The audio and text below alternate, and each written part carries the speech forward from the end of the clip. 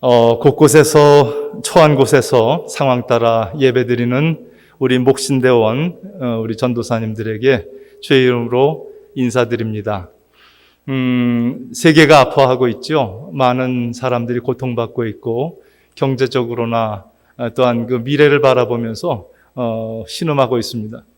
그럴 때일수록 여러분들이 힘이 되어야 된다는 것을 꼭 기억하시고요. 다른 사람들과 똑같이 어려울 때에 여러분은 희망을 이야기할 수 있어야 되고, 다른 사람들은 울고 있을 때 여러분들은 웃고 있어야 되고, 그 이유를 묻거들랑 예수님 때문에 그렇다고 이야기해 주시기 바랍니다. 그래서 여러분들이 희망이고 여러분들이 세상의 꿈입니다. 꼭 기억하시기 바랍니다. 또한 저희들이 예배를 드릴 때마다 이렇게 늘 모여서 예배 드리는 것에 익숙해 있었죠. 그러나 우리가 다시 성경으로 돌아가 보니까 예수님께서 사마리아 여인과 이야기하실 때에 아주 특별한 이야기를 하셨습니다. 사마리아 여인이 예수님이 메시아인 것 같아서 이제 신학적인 영적인 질문을 합니다. 당신들 유대인들은 예루살렘 산에다가 성전 짓고 거기서 예배드리는데 우리는 그리심 산에다가 성전 짓고 거기서 예배드립니다. 얘기해 보십시오. 어떤 것이 정당성 있는 교회입니까? 어떤 것이 올바른 주님께서 받으시는 그런 예배입니까? 하고 물었습니다. 그랬을 때 주님께서 말씀하시기를 이 산도 저 산도 아니라, 어떻게 해요? 이 산도 저 산도 아니라, 예루살렘 성전도 아니고 그리심 산에 있는 성전도 아니고 이제는 신령과 진정으로 예배할 때가 오는데 바로 이때다 말씀을 하십니다. 어디서든지 마가의 다락방이든 누가의 집이든 하다못해 핍박 속에서 카다곰에서 예배를 드리든 지금 이 시대의 공산권에서 지하에서 예배를 드리든 어디든지 신령과 진정으로 예배드리는 그곳에 주님께서 함께 하신다고 이야기하시는 겁니다. 그래서 여러분들이 이 동영상을 바라보면서 함께 예배를 드릴 때에 주님께서 여러분의 예배를 받으시기를 주의 이름으로 축원합니다. 바로 이런 마음을 다시 일깨워주는 것이 이 코로나 시대가 아닐까. 그래서 코로나의 여러 가지 부정적인 이야기도 있지만 그러나 성경적인 우리의 예배, 성경적인 교회관, 너희가 하나님의 전인 줄 알지 못하느냐? 주님께서 우리 삶 속에 늘 임재하시고 우리가 성전처럼 살아나가고 오늘 우리 사회자가 읽었듯이 산제사로 주님께 드리는 이런 삶이 중요하다는 것을 다시 한번 이 코로나 시대에 깨닫게 하시는 것이 아닐까 하는 생각을 해봅니다. 여러분들이 이렇게 믿음 안에서 서서 주님 만나고 함께 예배드리는 이 시간에 여러분들과 함께 좀 아주 근본적인 이야기를 좀 하고자 합니다. 그것은 내 영혼과 바꿀 수 있는 것, 그것이 과연 무엇일까? 이 세상에 내 영혼이 사는 것보다 더 중요한 것이 무엇일까? 라는 질문을 함께 해보면서 우리가 다시 믿음 가운데 바로 서는 그러한 도전의 시간이 되기를 바랍니다. 오늘 이 본문의 말씀을 읽기 이전에는 여러분들이 잘 아는 하나의 에피소드가 있습니다. 예수님께서 빌립보 가이사리아 지방에 이르르셨을 때에 제자들에게 물으셨습니다. 사람들이 나를 누구라고 하느냐? 제자들은 이제 남에게서 들은 이야기를 막 신나서 얘기하는 거죠. 세례 요한이라 하더이다. 더러는 엘리야라 하더이다. 어떤 이는 예레미야나 선지자 중에 하나라 하더이다. 신나서 얘기를 했습니다. 그러냐? 다른 사람이 그렇게 얘기하는구나. 그러면 너희는 나를 누구라고 믿고 지금 따라다니고 있느냐? 집과 모든 것을 다 버리고 나를 쫓아다니고 있는데 너희들은 나를 누구라고 믿느냐? 하고 물으셨습니다. 남의 이야기할 때는 신나서 얘기하던 제자들이 갑자기 내가 저분을 누구라고 믿고 따라다니지? 대답을 해야 될 때가 되니까 입이 닫혔습니다. 잠시 침묵을 깨고 베드로가 용감하게 얘기합니다. 주는 그리스도시요 살아계신 하나님의 아들이십니다. 예수께서 그 대답이 너무도 좋아서 바요나 시모나 내가 복이 있도다. 이를 알게 하니는 혈육이 아니라 하늘에 계신 내 아버지시니라. 이제 이 고백 위에 내 교회를 세울 것인데 음부의 권세가 침노치 못하리라. 내가 네게 천국 열쇠를 주리니 이곳에서 매면 저곳에서도 매일 것이고 이곳에서 풀면 저곳에서도 풀리리라. 축복을 주셨습니다. 그 이후에 주님께서 이제 구체적으로 이 땅에 오신 예수 그리스도가 어떤 일을 해야 되는지에 대해서 이야기를 비로소 얘기하셨다 그랬습니다. 그 이전까지는 예수님께서 죽으러 왔다는 얘기를 하지 않으셨던 것 같아요. 근데 이제 비로소 21절 보니까 이때로부터 예수께서 자기가 예루살렘에 올라가 장로들과 대제사장들과 서기관들에게 많은 고난을 받고 죽임을 당하고 제3일에 살아나야 할 것을 제자들에게 비로소 나타내셨다. 제자들에게는 청천벽력 같은 이야기였습니다. 내가 죽겠다고 하는 저 사람을 믿고 따라다녔을까? 저 사람 믿으면 나도 죽는다는 얘기인가? 그래서 22절 보니까 베드로가 예수를 붙들고 항변하였다 그랬어요. 대들었습니다. 반대했습니다. 당신 죽으러 간다니 말이 됩니까? 당신은 왕이 되실 분으로 알고 우리가 쫓아다니는데 다윗의 도성을 다시 회복하고 독립을 만들고 당신이 왕이 되면 우리는 하나님의 거룩한 나라를 만드는 1등 공신들이 되고 하나님의 나라를 이 땅에 이루기로 하지 않았습니까? 왜 죽는다는 얘기를 하십니까? 아마 제자들에게도 타당한 이유가 있었을 것 같습니다. 그러나 주님께서 말씀하십니다. 사탄아, 내 뒤로 물러가라. 너는 하나님의 일을 생각하지 않고 도리어 사람의 일을 생각하는도다. 우리가 때로는 하나님의 일인 것처럼 생각하고 이 땅에 교회를 세우기 위해서 열심히 노력할 때가 있습니다. 그 영역을 펼치기 위해서 세상과 싸우기도 합니다. 주님께서 만약에 네가 죽어라. 내가 죽었으니 네가 죽는 게 맞다. 말한다면 우리도 항변하지 않을까? 하나님 무슨 말입니까? 하나님의 영광을 위해서 이 교회가 세상을 이겨야 될 거 아닙니까? 예수께서는 그 제자들을 바라보시면서 내가 이제 곧 죽을 텐데 그러고 나면 저렇게 당황하는 저 제자들 뿔뿔이 갈라질 텐데 뿔뿔이 흩어질 텐데 이 하나님 나라 운동은 없어질 텐데 다시 한번 제자들을 향해서 도전의 말씀을 하십니다. 24절 말씀, 이에 예수께서 제자들에게 이르시되 누구든지 나를 따라오려거든 자기를 부인하고 자기 십자가를 지고 나를 따를 것이니라. 누구든지 제 목숨을 구원하고자 하면 잃을 것이요 누구든지 나를 위하여 제 목숨을 잃으면 찾으리라. 말씀을 하시는 거죠. 우리들의 삶 속에서 그냥 설렁설렁 따라가는 것이 아니라는 것.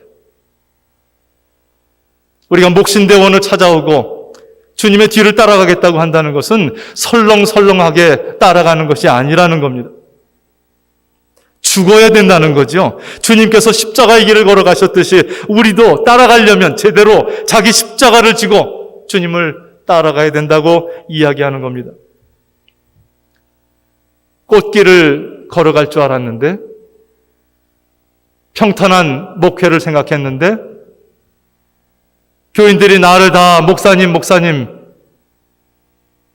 울어봐주고 존경해주고 그래서 사랑받는 목회를 할 줄 알았더니 주님께서 말씀하시기를 내가 죽었듯이 너도 죽어야 된다는 겁니다. 내 몫에 십자가를 지고 나를 쫓지 않으면 이 길을 갈 수 없다고 이야기하시는 겁니다.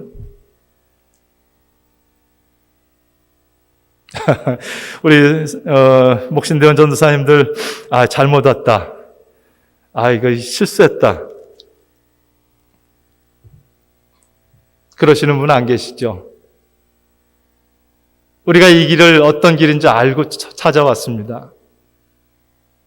가끔 잊어버려서 그렇지 본래 그 길을 알고 찾아왔습니다. 저는 이곳에 1,500명 이상 되는 신학생들을 바라보면서 저마다 소중합니다. 학부 1학년 때, 소위 18살, 19살 때 주님 길을 가겠다고 찾아온 그런 신학생들을 봐도 참 예뻐요. 예뻐요. 그런데 우리 목신대원, 우리 전도사님들을 바라보면 또 귀합니다. 세상에서 나름대로 살 수 있는 그런 방법들도 있는데, 평신도로 섬겨도 되는데, 그러면 재정적으로나 어려움이 없어도 되는데, 그 모든 것보다 주님의 뒤를 따라가는 것이 더 좋다고 생각해서 그 모든 것들 다 접고 목신대원 찾아오신 우리 전도사님들 너무도 귀합니다. 학부 1학년생들은 그 길이 어떤 길인지 모르고 찾아왔을지도 몰라요. 그러나 목신대원 우리 전도사님들은 그 길이 어떤 길인가를 알고 찾아온 겁니다.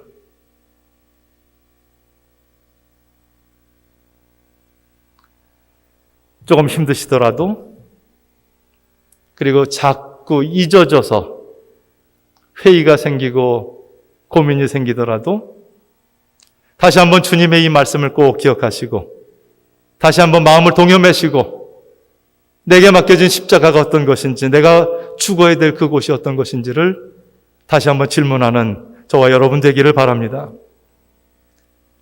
아무 노력 없이 보상은 오지 않습니다. 세상 이치도 마찬가지죠. 얼마나 세상 사람들이 치열하게 삽니까? 여러분들도 얼마나 치열하게 사셨습니까? 제가 늘 생활의 달인을 열심히 보는 이유는 정말 무명의 그 사람들이 정말 달인이더라고요. 한 업종에서 그렇게 최선을 다하고 났더니 다른 사람들이 범접하지 못하는 그런 기술들을 갖게 되더라고요. 1만 시간의 재발견이라는 책을 보면 어느 분야에서 나름대로 역할을 하기 위해서는 1만 시간이 필요하다고 이야기를 합니다. 그것도 설렁설렁한 1만 시간이 아니라 최선을 다해서 만들어내는 1만 시간이죠. 그 1만 시간을 어젯밤에 제가 전자계산기를 가지고 나눠봤습니다. 하루 4시간씩 집중해서 일한다고 치면 총 2,500일이 들고요. 그것을 365로 나누니까 6.8 정도, 한 7년 정도 걸립니다. 대충 사는 것이 아니라 집중해서 7년 정도 내가 최선을 다해서 그 일을 할 때에 적어도 그 일의 마스터가 되는 거라고 이야기하는 거죠. 하물며 우리들이 하늘의 뜻이 이 땅에서 이루어지기를 바랍니까?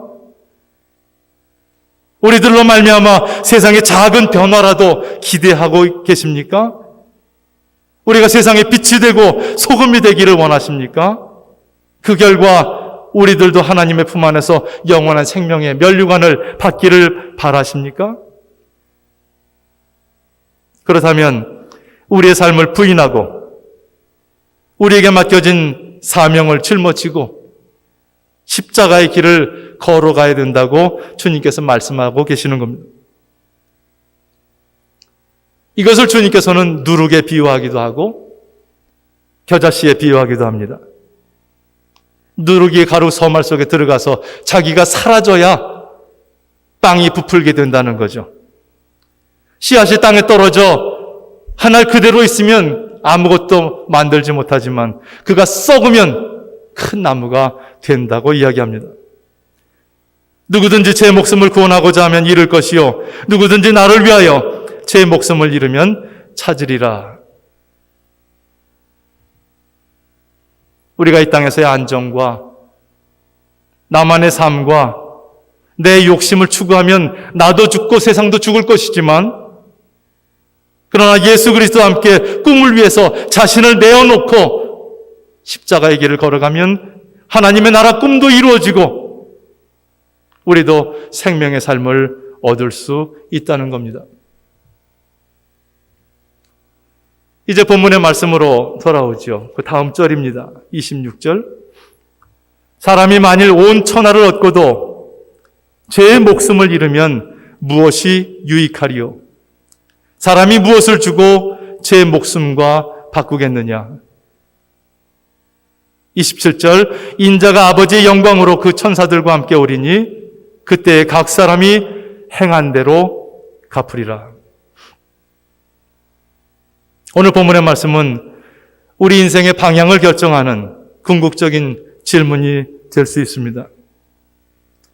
온 천하를 얻을 것인지 내 생명을 얻을 것인지 우리는 무엇을 추구하고 있습니까? 우리들의 삶 속에서 우리를 자극하고 우리를 움직이는 우리의 목표가 어디에 있는지를 잠깐 생각해 보기를 원합니다. 사람들은 자기의 시간을 쓸 때 적어도 생각을 하고 움직인다면 내가 원하는 그 일을 위해서 시간을 씁니다. 등산 동호회에 들어가고 거기에 취미가 들리고 이것이 내 건강에 도움이 된다고 생각하면 그 사람은 많은 시간을 우선적으로 등산에 쓰죠. 자기의 시간과 에너지와 탤런트와 재정과 자기의 자원을 소비하는 이유가 거기에 있습니다. 그런데 많은 사람들이 최근에는 살기가 어려워서 그렇겠지만 특히 30대 젊은 층에서 부동산을 사기 위해 영끌한다는 말을 쓰더라고요. 저는 그게 무슨 말인가 처음엔 몰랐습니다. 나중에 들어보니까 영혼까지 끌어서 은행의 모든 것들을 다 빌려서 모든 것을 다 해서 집을 하나 사는 거예요. 영혼까지 끌어서 그의 삶의 목표는 집 한 채가 되었습니다.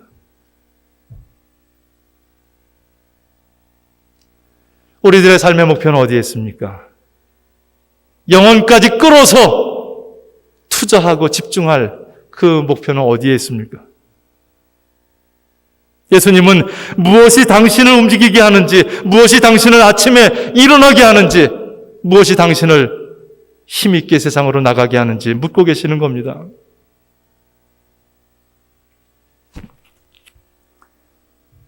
여러분들의 꿈을 한번 그려보실까요? 나를 움직이는 동기가 어디에 있는지, 내가 어떤 시간을 어디에 투자하고 있는지, 재정도 어디에 투자하고 있는지 생각해 보는 겁니다. 이제 그 꿈과 포부와 소원과 나를 움직이는 동기들이 영원이라는 시간에 빗대어서 한번 검토되기를 바랍니다. 내가 노력하는 것, 내가 성취한 결과들이 영원이라는 시간에 빗대어서 보면 먼저는 시간이 갈수록 버려지는 휴지 조각처럼 사라져버리는 일이 있습니다. 그죠? 내가 노력은 했는데 그것이 시간이 지나면 사라져버리는 일들. 두 번째는 내가 노력을 한 그 결과물들이 꽤 오랫동안 사람들의 기억에 남고 사람들을 기쁘게 하고 감동도 주고 도전도 주는 그런 일도 있습니다. 그러나 그도 시간이 지나면 사라지죠. 마지막으로 내가 열심히 노력한 그 결과물이 하나님 앞에서 셈이 되는 영원에까지 이르는 일도 있습니다. 우리는 어떤 것을 추구할 것인가 질문해 봅니다. 사람이 만약 온 천하를 얻고도 제 목숨을 잃으면 무엇이 유익하리요? 사람이 무엇을 주고 제 목숨과 바꾸겠느냐? 솔로몬은 세상 추구의 정점에서 자기의 심정을 이렇게 피력합니다. 전도서 1장 1절, 2절, 3절 말씀. 다윗의 아들 예루살렘 왕 전도자의 말씀이라. 전도자가 이르되 헛되고 헛되며 헛되고 헛되니 모든 것이 헛되도다. 해 아래서 수고하는 모든 수고가 하나님에게 무엇이 유익한가? 말씀을 하고 있습니다. 누가복음 12장 13절에서 21절까지 말씀은 여러분이 잘 아는 한 부자에 대한 비유가 나오죠. 한 부자가 곡식을 많이 거두고 더 이상 그것을 챙겨놓을 곳간이 없어서 내 곳간을 헐고 더 크게 짓고 그것을 거기에 쌓아놓고 그리고 평안히 쉬고 먹고 마시고 즐거워하자 이야기를 하고 있었습니다. 그런데 하나님께서 말씀하십니다. 어리석은 자여, 오늘 밤에 내 영혼을 도로 찾으리니 그러면 내 준비한 것이 누구의 것이 되겠느냐. 사람이 천하를 얻고도 우리의 목숨을 잃으면 그것은 어떻습니까? 오늘 다시 한번 우리 자신을 돌아보면서 온 천하를 얻기 위해서 노력하는 나의 모습, 아니 영원한 생명을 얻기 위해서 노력하는 나의 모습, 두 가지를 놓고 스스로의 삶을 돌아보는 귀한 시간 되시길 바랍니다. 다시 한번 목신대원에 찾아온 여러분들 다시 한번 환영하고 격려하고 축복합니다. 그 결단이 귀하고 주님 보시기에도 아주 아름답고 복된 줄 믿습니다. 이 귀한 삶 잊지 마시고요. 좌우로 돌아보지도 마시고요. 뒤로 돌아보지도 마시고요. 오로지 앞만 보고 영원한 생명을 향해서 달려가서 주님 앞에 잘했다 칭찬받고 생명의 면류관 받는 여러분 되시고, 여러분을 향해서 설교한 저도 열심히 노력해서 같이 줄다름질하고 주님 앞에 똑같이 축복받는 아름다운 역사가 있기를 주의 이름으로 축원합니다. 기도하시겠습니다. 하나님 아버지 감사합니다. 오늘 우리 목신대원 전도사님들과 함께 예배를 드렸습니다. 곳곳에서 예배드리는 귀한 영혼들 주님께서 받아주시고 그들이 주님 앞에 헌신하겠다고 결단하고 감신대에 찾아온 그 모습들을 귀하게 보셔서 아름다운 생명의 열매가 맺힐 수 있도록 인도하여 주시옵소서. 그 길이 때로는 남들 가지 않는 가시밭 길이고 좁은 길이고 협착한 길이라 할지라도 생명의 길 위에 있음에 저희가 어디로 가오리까 늘 믿고 따라가고 달려갈 수 있도록 도와주셔서 마지막에 생명의 면류관 받는 저희들 될 수 있도록 인도하여 주시옵소서. 모든 것 주님께 의탁하며 예수 그리스도의 이름으로 간절히 기도했습니다. 아멘.